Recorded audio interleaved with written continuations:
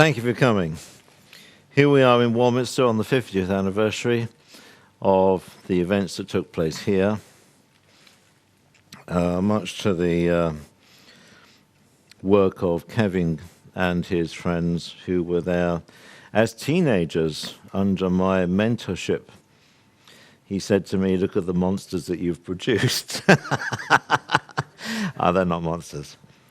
Now, in this part 2, we're going to cover some of the more detailed stuff as information. This I will do entirely by myself. Please hold questions to the end. There will be time to do those. If I do leave anything out, please remind me towards the end of something that you think I've not covered. Warminster, as a local flap, as they call them, happened from, they say, 64, 65 onwards. I was commissioned to come along and document it and run the Fountain Centre, Star House, which ran for quite a few years at that time, and that was covered in detail yesterday. And then I was tasked and commissioned to go to Wales, which is to the west of the United Kingdom, to cover an event and series of situations which have been dubbed the Welsh Triangle by the tabloid English press. The press loves to have cliches, and they love the word triangle, which is sort of appropriate, even if it's not very accurate. I've actually been criticized on my book, The Welsh Triangle, for covering a few events that were outside the triangle by a few miles. Well, please, get real. Now, let's just cover that briefly. In St. Bride's Bay, there is a facility at that time called Broady. It's a Royal Naval Air Station. It was used for training for the British Navy pilots who fly off aircraft carriers. It was principally their bad weather station. It's where they trained with bad weather. My God, they had a lot of bad weather on that coast.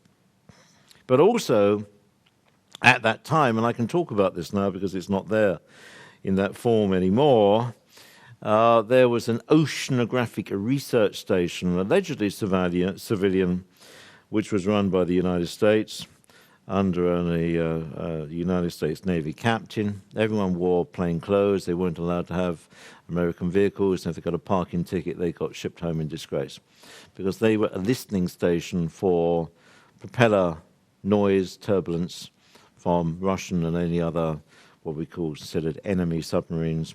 We were enemies at that time.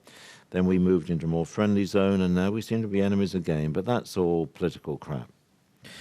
And they could hear from deep microphones placed out in the Atlantic the signatures of propellers on both submarines and ships, and also whale song, very good for picking up whale song.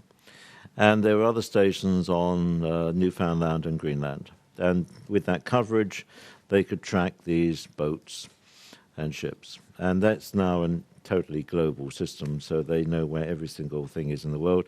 And you, of course, have computers now that can plot things. You can actually go online, as you know, and you can track any civilian aircraft in the world by tapping in some data, and it will show you where the aircraft is. And so this information explosion has gone on, but it all started in those days on a military sense. And often things that start in a military context get funded by military are then drifted sideways into the civilian arena and become useful. They're coming for us. So I've worked with the police, incidentally, quite a lot in my life. I've been quite a contributor to Special Branch and to intelligence and tracked down some really evil dudes because evil dudes need to be tracked down. After Wales, I think I'm not going to go into Wales too much in detail because all I'm going to say is the fallout that happened in Wales was because the Navy, the American listening station was there, and they were tracking unidentified submarine objects in the North Atlantic, principally around Iceland, which were capable of doing at least 150 knots underwater, which is faster than any submarine that the British or the Americans have. And their attention drew the attention of the quote-unquote ETs, aliens, call them what you will, who do not like to be watched themselves. They're quite paranoid. And so they did a counter-intelligence operation and infiltrated the intelligence computers at that base and played a few games and got everyone shit scared. And I was sent down to find out what the hell is going on. And this involved craft that couldn't appear on radar. It involved their computers going down, ghost images appearing on their screens, all kinds of stuff, all kinds of ET games. ET has an incredible sense of humor. Now, after that, sometime after that, there was an incident which has become known as Rendlesham Forest, the British Roswell. Can you tell me more? How much do you want to know? It's a big subject. I'm not going to cover the whole story of Rendlesham because it's very well known. The lights were seen. The RAF security personnel went out on a number of nights, 2 in particular. Reports were made. Some of these reports conflict with each other to a degree. And the Americans came in, and the Americans and other people came in and shut everybody up, because the principal thing about security, and I should know, is not to prevent the Russians or the Chinese knowing this shit. I mean, they have their own systems and listing and moles and God knows what else. They know this stuff. You know, we all know each other's stuff. It's to keep it from you guys, and it's to only keep it from it being an embarrassment.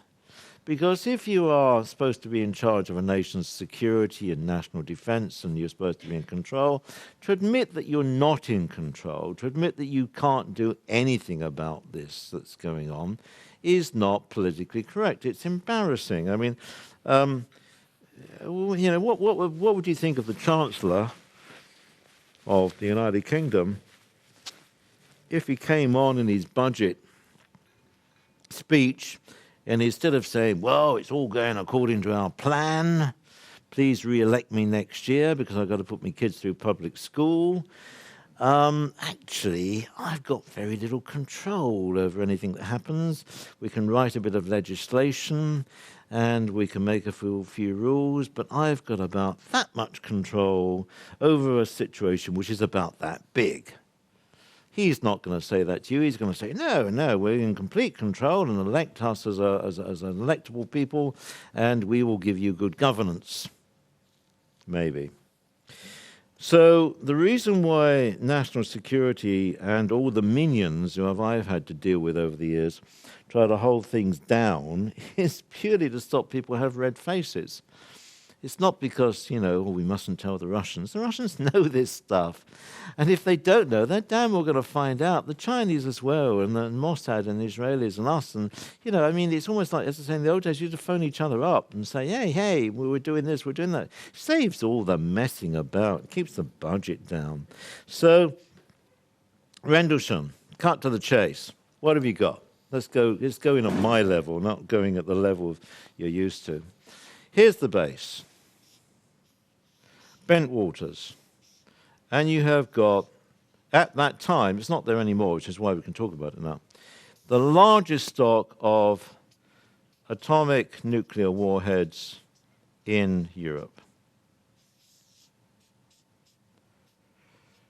Stored relatively near the surface in those bunkers. Along comes a UFO.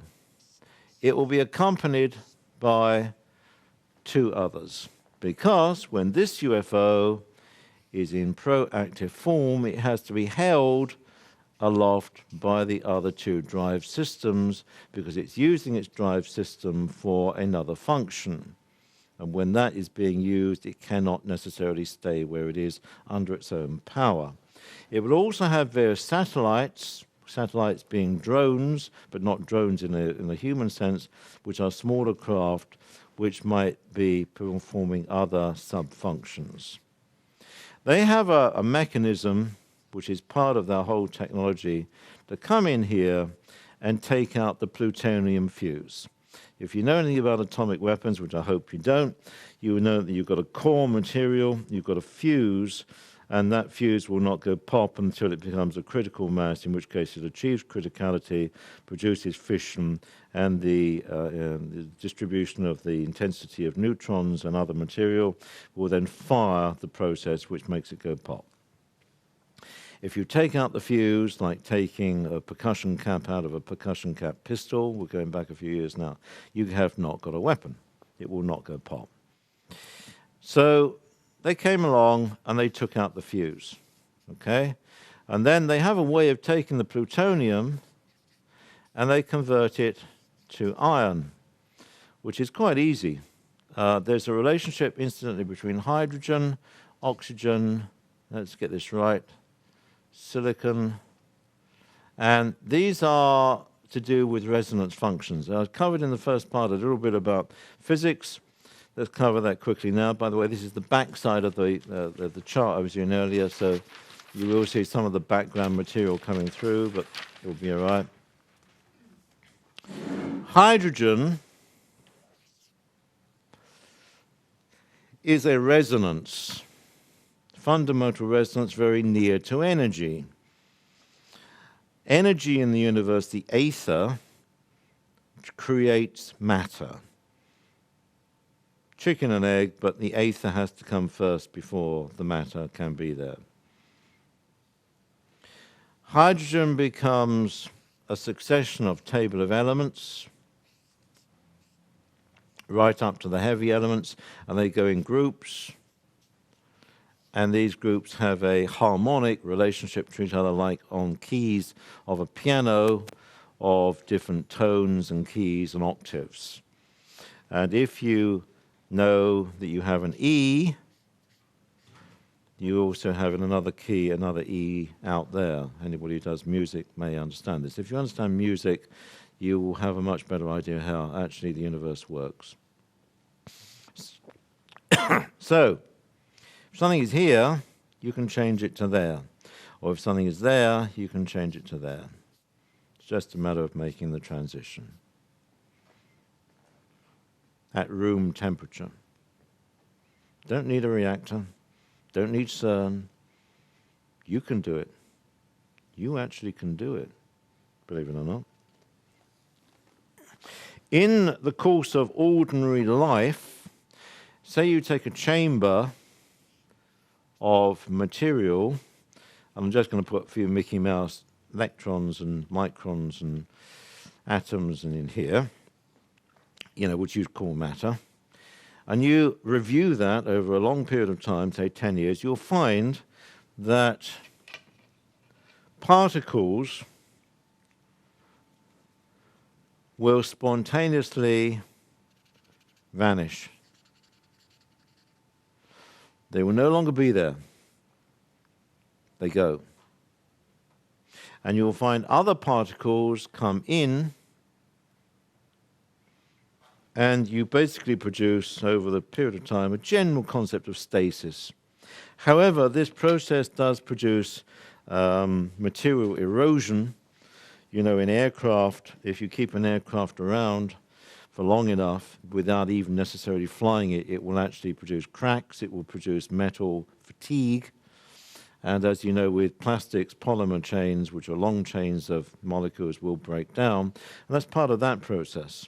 It's part of the fact that the process of longevity of a material will cause erosion. We're not talking oxidation, we're causing erosion.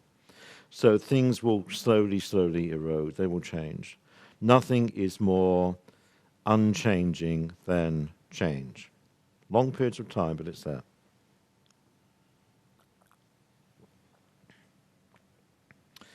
Where were we? Mental blank. Help me. Now. I'm having a mental blank. I'm looking for another chart. Paper. What, a completely new one? Yeah. Good man. Right. Okay, I have the script, right. For those who understand, I get a lot of help. When you've got three people talking to you at the same time, it's bloody annoying. So, okay, Rendlesham. Here we have the British and American nuclear deterrent, which after Rendlesham on that day does not exist. It's not there.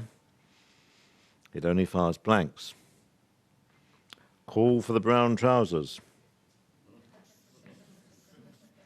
In Russia, this is in the old hang on, can't even spell it, USSR. Back to the USSR. The same thing is happening. Mutual assured non-destruction. We didn't know that. The Russians didn't know this. Everyone's calling for the brown trousers. So, for whatever reason, ET is taking out a large proportion, not necessarily every one, of the main nuclear arsenals of all players. I call these people players. I say people, I mean entities. Player can be a cartel, it can be a cabal, it can be a dynasty, it can be an individual, but I just call them players.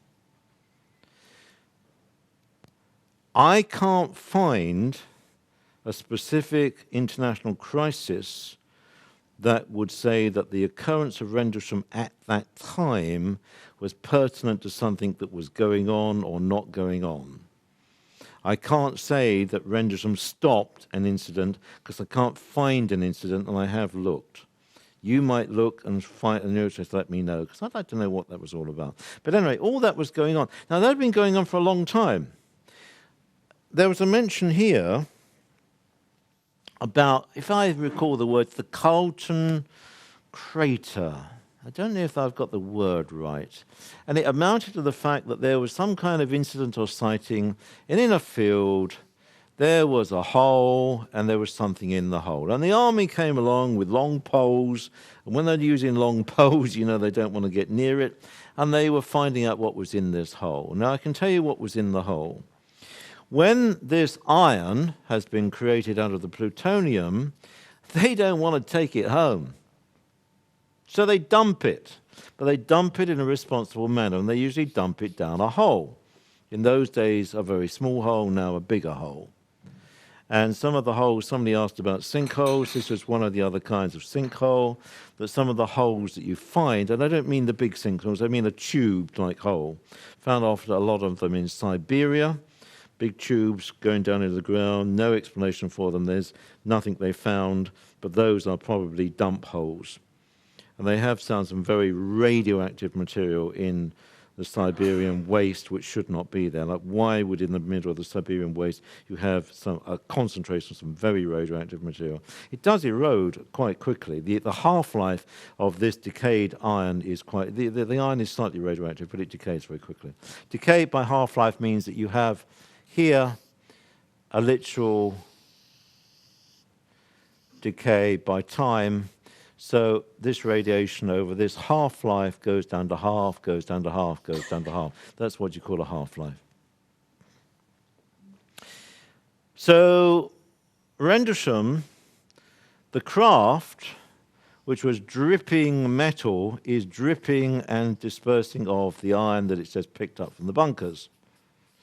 And it was all on the trees and on the ground, and the Forestry Commission and the Army had to come along, cut down on the trees, clean up the area and take it away.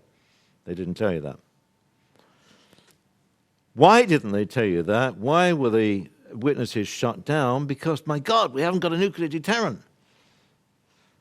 And we can't let the Russians know that. The Russians, we can't tell the British or the Americans we haven't got a nuclear deterrent anymore.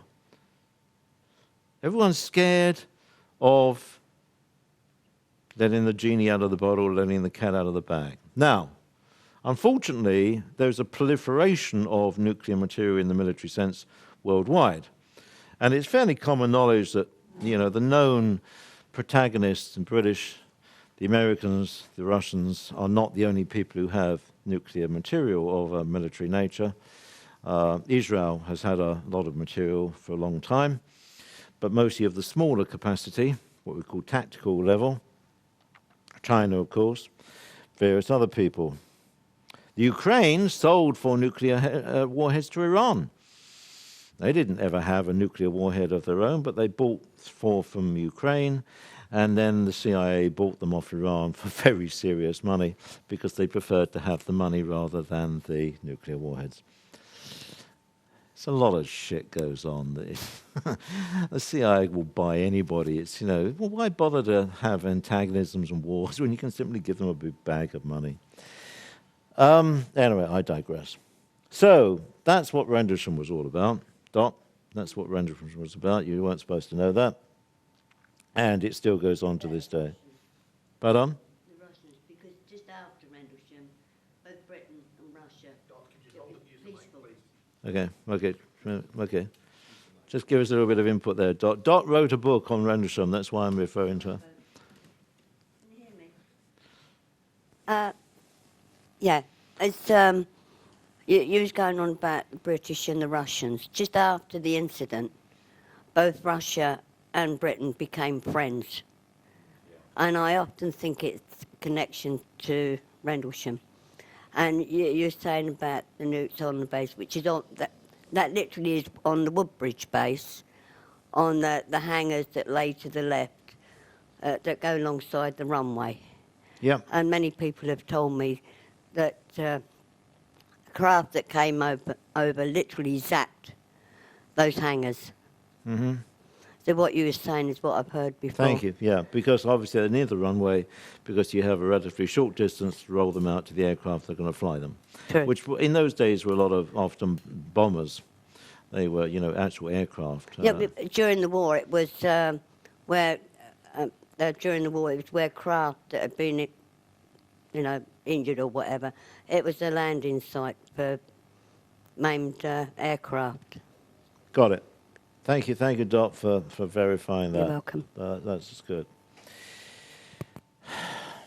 Moving on, perhaps before we entirely leave that subject, is one of the questions that I came across here was, what did the aliens do to control us? Well, this would imply from upstairs certain elements, which I have some knowledge of, Okay, I'll come to you in a minute. No, I'm not taking questions now, not for a minute. So, yeah, because otherwise it'll stop the flow. Is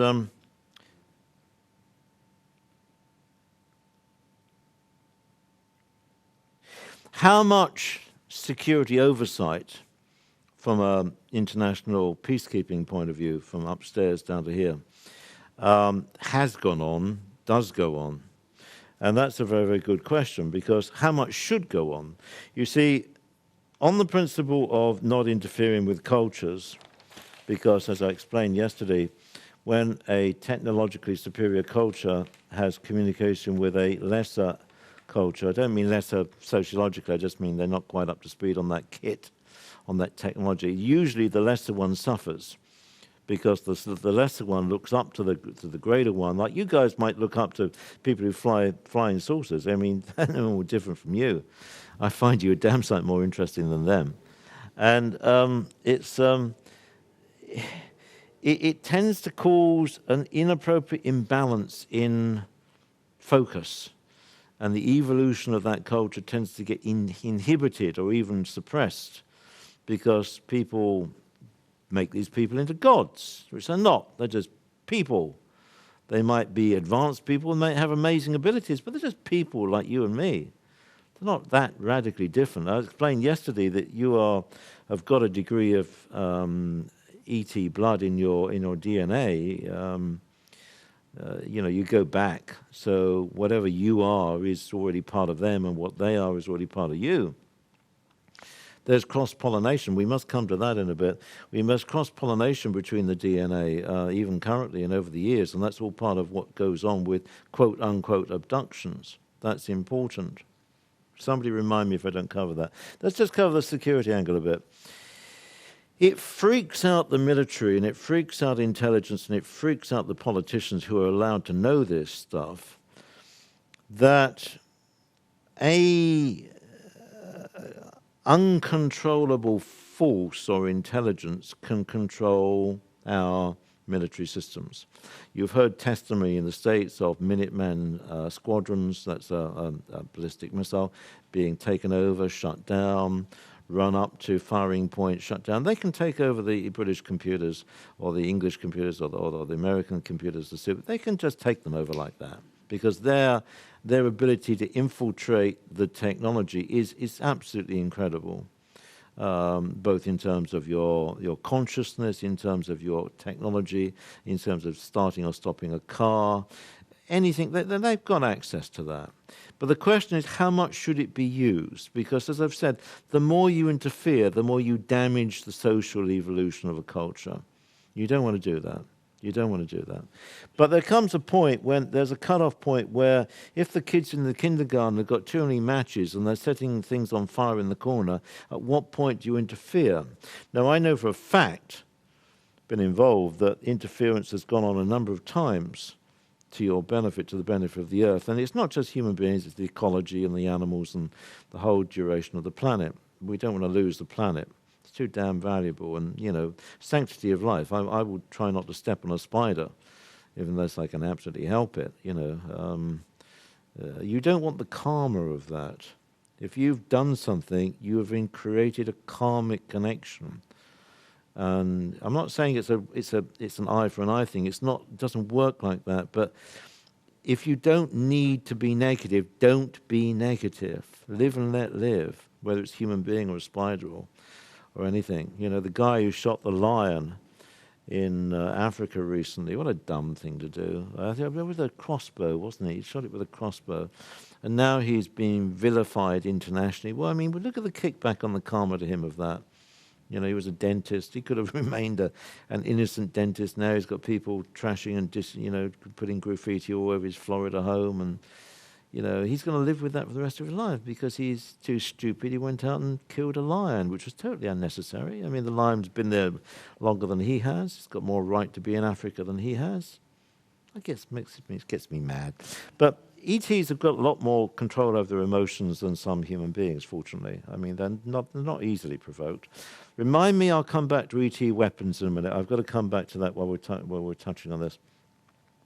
So it freaks out human establishments that they are not completely in control. And so the point is to keep it secret.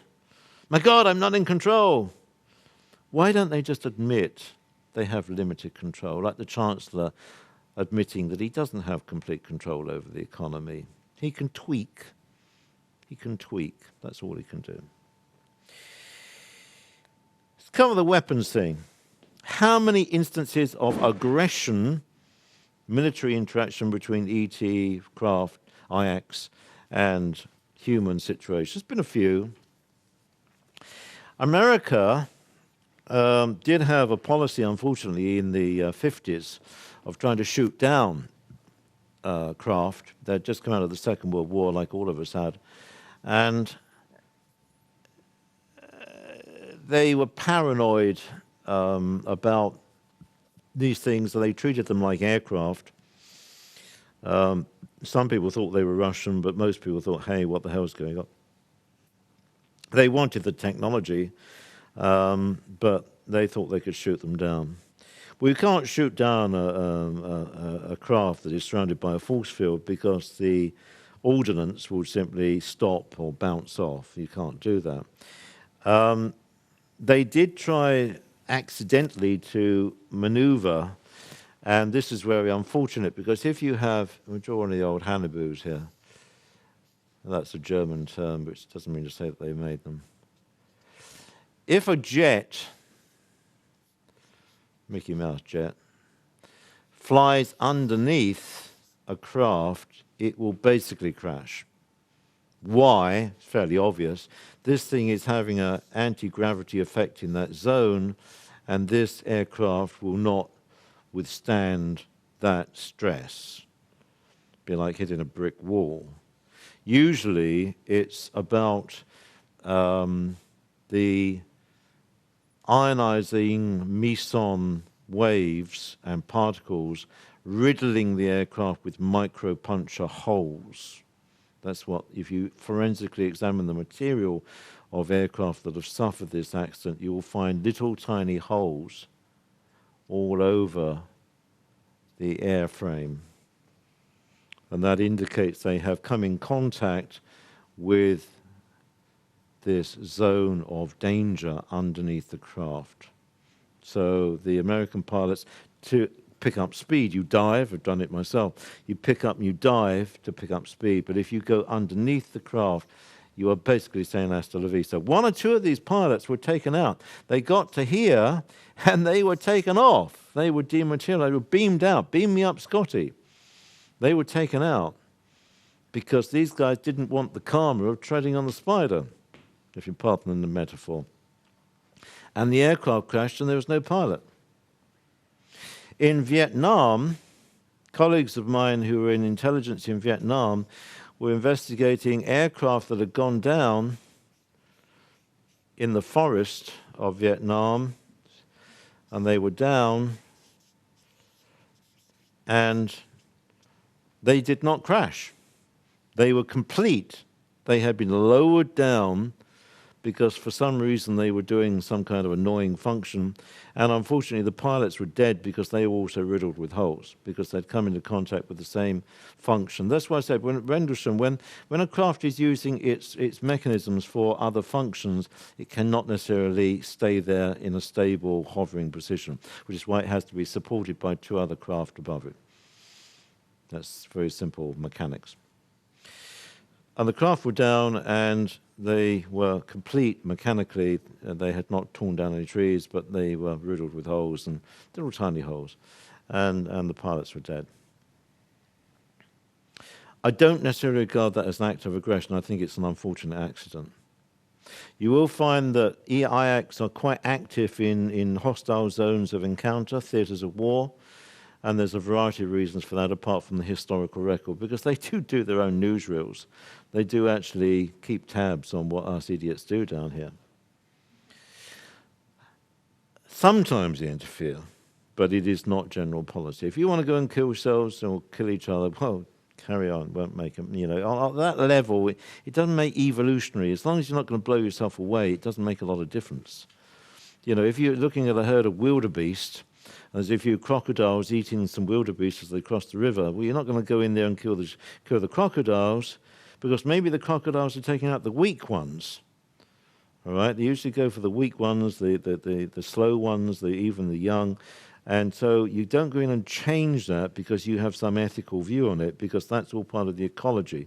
So the social interactions of human civilization should be left alone,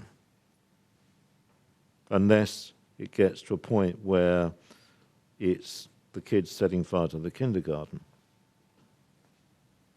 That's not to say there aren't some wonderful people down here. There are many. Now, I'm really asking for a cue for my next point, and I think we've covered the security thing. I've got a feeling I've left something out. Right, okay. How much does the different alien intelligences affect real human control, real human government and social evolution? Well, more and more so, it would seem, unfortunately. You have, and this is going to be quite difficult for you,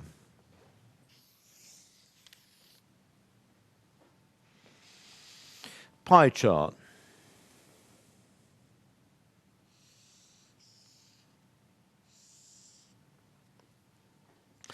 About 1/3, I'm ballparking, of upstairs connection with this island we call Earth is resources, which I'll cover again in a minute. About 1/3 is oversight. I would associate with that. Keeping an eye, keeping the record, trying to keep everything stable, don't rock the boat. And about 1/3 is com si com sa. Like, well, what the hell? Let them get on with it. Nothing to do with us. Can't afford the gas. Just passing through. No big deal. These guys, Pleiadians in particular are trying to be neutral. They're trying not to accumulate karma. They do not want to interfere. It's not to say they won't, but they don't want to. It's not their inclination.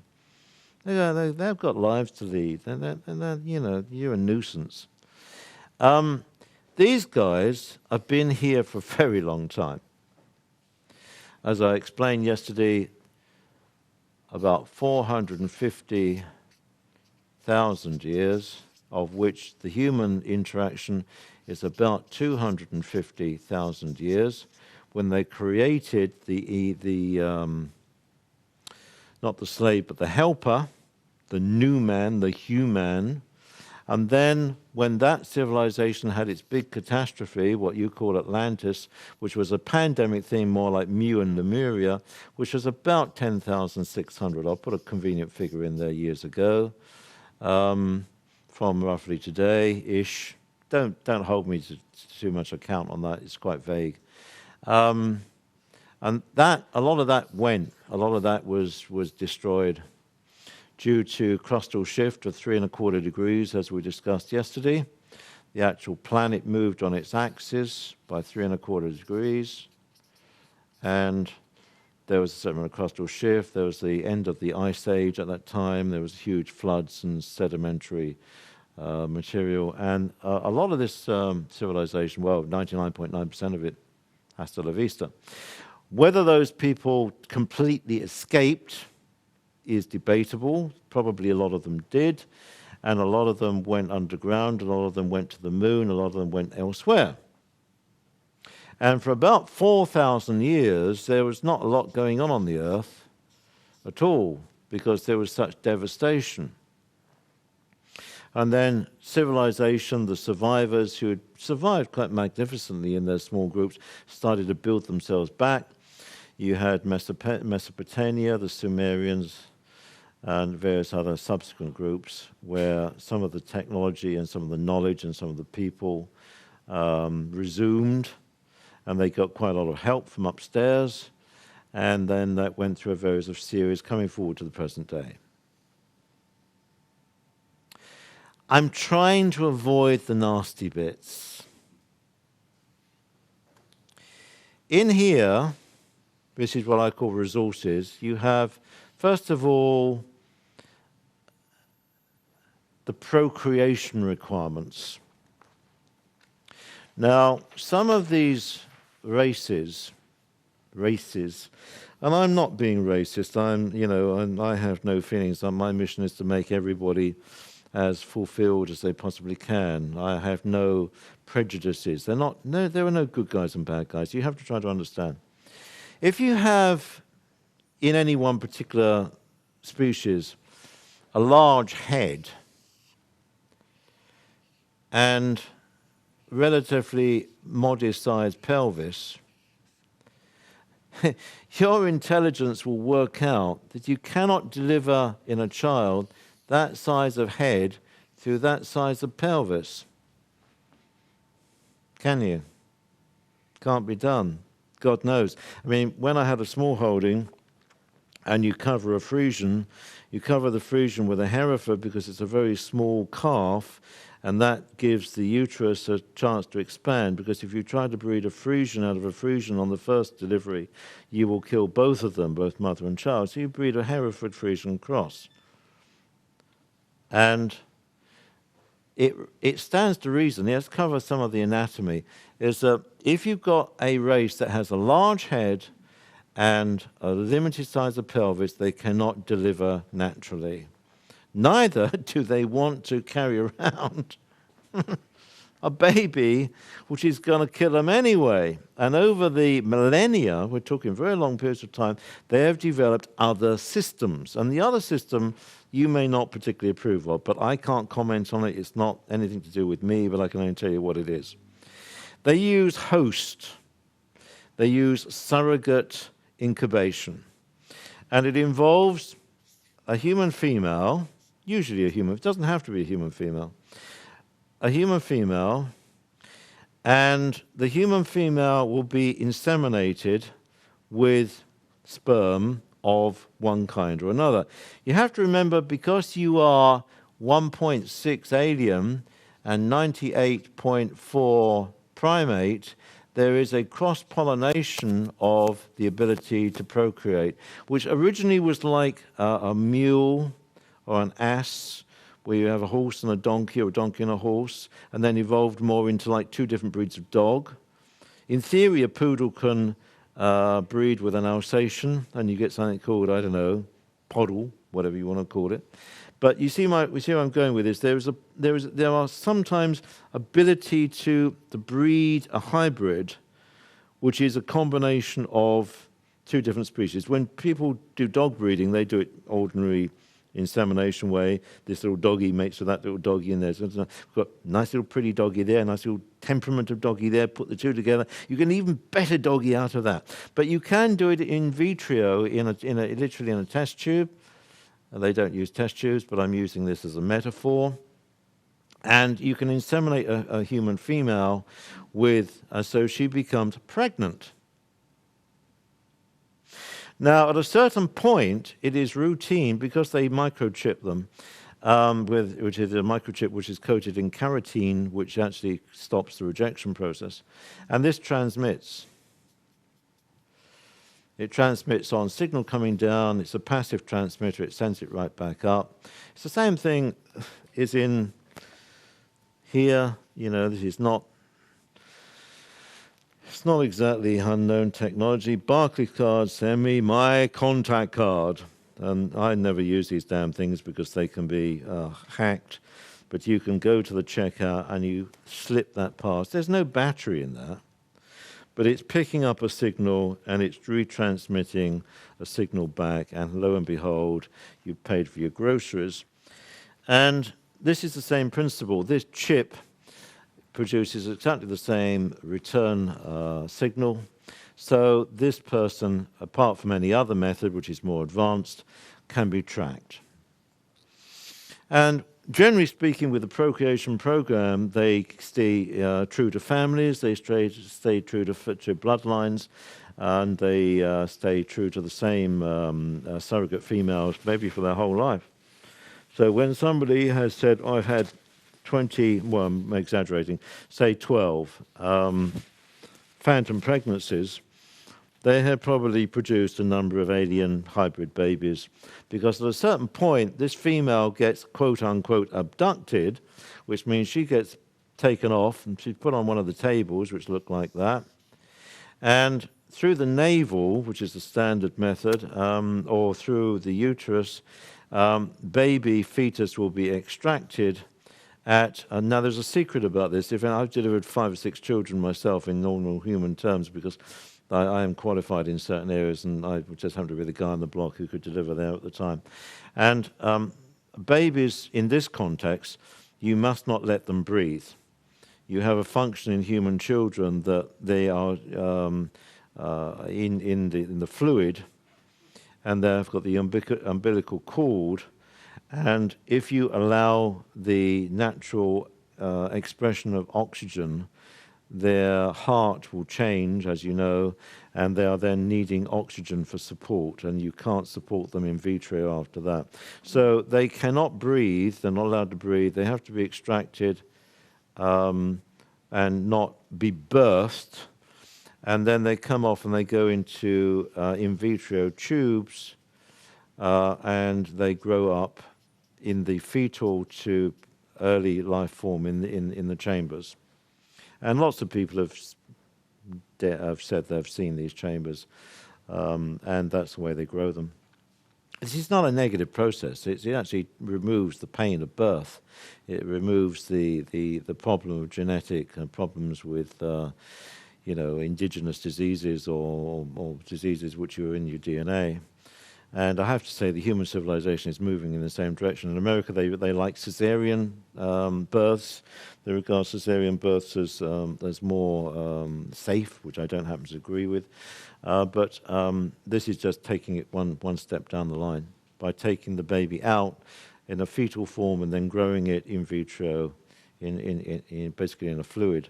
These fluids contain oxygen, Many people who've gone on ships for long journeys, who've been abducted for long journeys, principally for social educational reasons, are popped in a tank where they actually, it's very scary, where basically they are then underwater or under liquid, but the liquid allows them to breathe like an amphibian, or a fish breathes oxygen by the transmission of the oxygen and is into the lungs. They don't require to have gills. The liquid is very high on oxygen. Anyway, cutting to the chase, that proportion of entity needs human beings as procreating surrogate females. Thousands of them. And been going on forever. I mean, we're talking hundreds of years, not talking since 1946. I mean, North American tribes were a favorite source of surrogate females. And they will talk about this, and other people, other tribes and cultures know about that. It's usually a helpful, interactive social relationship. You could argue, depending on point of view, they're being abused. You could argue that they're part of a different kind of social structure.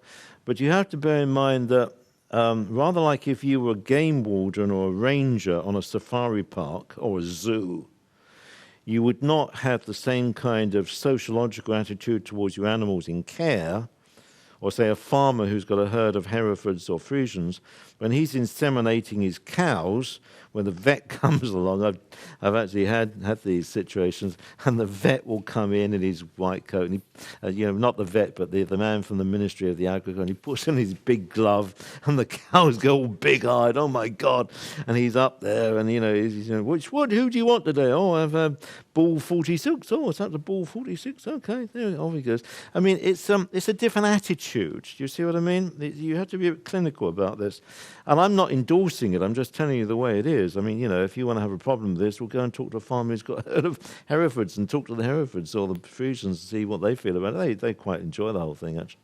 So there's that. And then you have an infusion of what I call pirates, principally from Epsilon Eridani too, who come in and basically hijack some of this situation and produce some of their own kids and drag them off because they've lost the ability to procreate anyway, so they can only do it that way. But the indigenous ones tend to have been doing it here for a very long time and need the human beings and need that ability to do that. Now, you can't really put this on the front page of the Sun or the Daily Mirror or the Financial Times because shock, horror, my God, we're being abused. And governments know this, incidentally. They know all about this. Now, where are we going here? Right. So, resources. Water, very important. Planet Earth is a major source of fresh water. Let's keep it fresh. Air, oxygen, all the normal things of life. Fruits, animals. We'll cover that. This is the tricky bit. Animal abductions. If you are familiar with that slightly tricky area, you know that the animals are usually bloodless. The blood has been extracted. The animal is anesthetized. It might die biologically prior to the extraction of blood. But in fact, the loss of blood is a very, very painless method of an animal dying. Some of the Islamic beliefs believe that you should cease an animal for slaughter by bleeding. They cut the throat and hang it upside down. It sounds very barbaric, but ironically, it's a relatively painless way to die. In slaughterhouses in Europe, they basically stun them with electricity and then they carry on.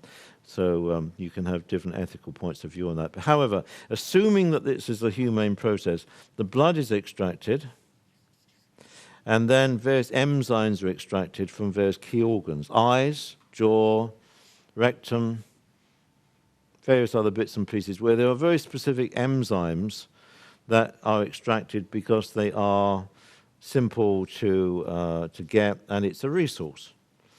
Happens with mammals. Generally speaking. Does happen with some sea mammals, but mostly mammals. Cattle, horses, very rarely dogs, some humans.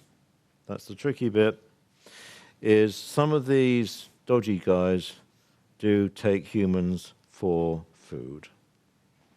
Not that many, but it does happen. I don't approve of it. but it has been going on for a very, very long time. Not nice, but happens. And you gotta, what do you do about that? I don't know what you do about that.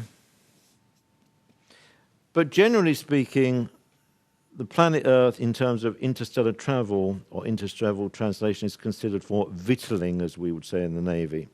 It's a victualling station. It's necessary for motherships, which can be very large. Let's cover ships. That's a good one, because you like that kind of stuff.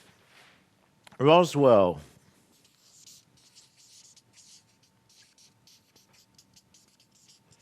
Okay, Roswell was an antique. Let's see if we can do a bit of art here.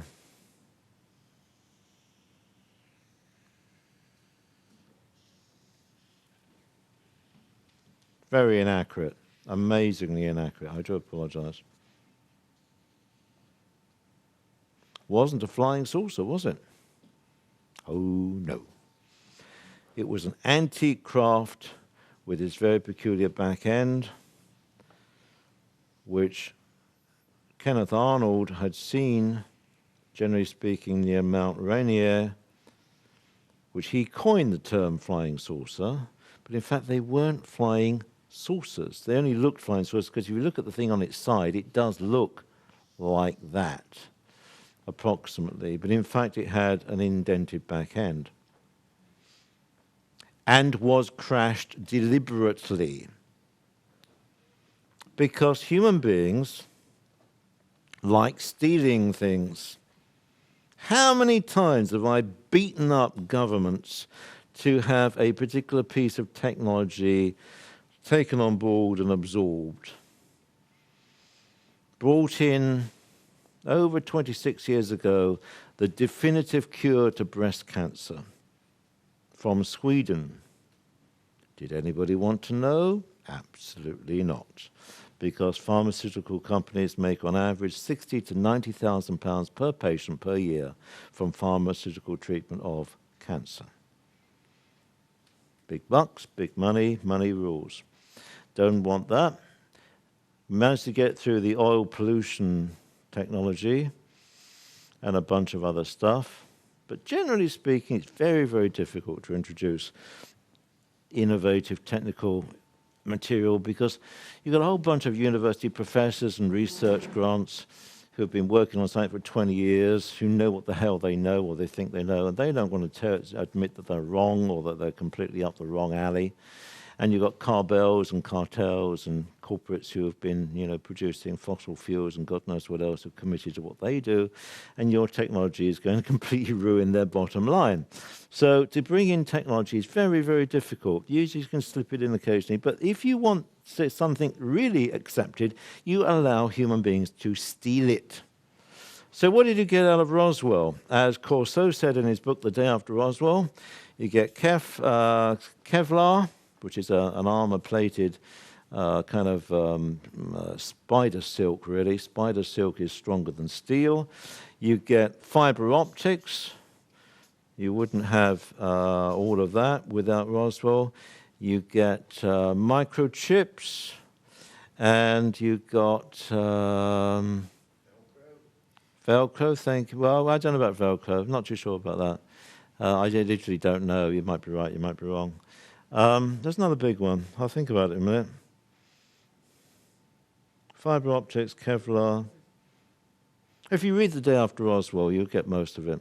And we were getting there as a human civilization along the way. It's not so that we weren't there, but we would have taken us, hundreds of years to get to where we are without that. So we've got this evolution of civilization suddenly took a jump after things like Roswell, because Corso, who was in charge of the acquisition of foreign technology from the Russians and what have you, he was very senior, had the highest clearance at that time known to man, and they say he was only, a lieutenant colonel, but he was very high clearance. He had a clearance higher than the presidency of the United States, as do I. And basically, these things came out, and he drifted them off into corporations, by saying, I've acquired this from somewhere, probably the Russians or the Chinese. Well, it didn't really matter. It's all classified. And what do you think about that? What's that? What do you make about that? Analyse that. And they would say, oh, well, I'd spend a few years working on that. And when he died, when he was bumped off, they reckon that 20% of what came out of Roswell had been analysed. Thank you. And that has leapfrogged the technology of the human civilization dramatically, particularly the last few years, where there's an exponential expansion of computer technology to the degree that's become a worry. I'll cover that in section after the others. So Roswell was a deliberate giveaway. And why do we know it was a deliberate giveaway? Because this craft was so antique, it's ridiculous. It's a steam engine. I mean, that was never used afterwards. Even the other craft were very in advance of that, and it didn't have anything in it that wasn't to be stolen. That was given as a gift. And the roboids, the little robotics, they were just mechanisms. They were not people. One of them, EB, survived, and he only survived about 2 years because they didn't know how to feed him, because they live off energy. They don't live. He had nothing in his digestive gut. They don't crap. They sweat. And basically, that's that. Now, just to cover where we are, we've covered a lot of the stuff which is an extension of one, an extension of yesterday. And what I want to try to do in part 3 of this unit is do some training of you guys so that you can access all of this yourself. That's scary, isn't it? My God, yes. Expect to be watched by the intelligence services for the rest of your life. People said to me, they're watching you. I said, I bloody well hope so. They might learn something. I make sure they know where I am. I'm microchipped like everybody else. My phone reports its position to GCHQ every 30 seconds. I send them 3 to 4 memos a week. I'm a damned annoying person. I tell them every mistake that is made, and about 1% of my information has some effect. I thank you for listening. We'll call it a day there. We'll take about 5 minutes and we'll resume.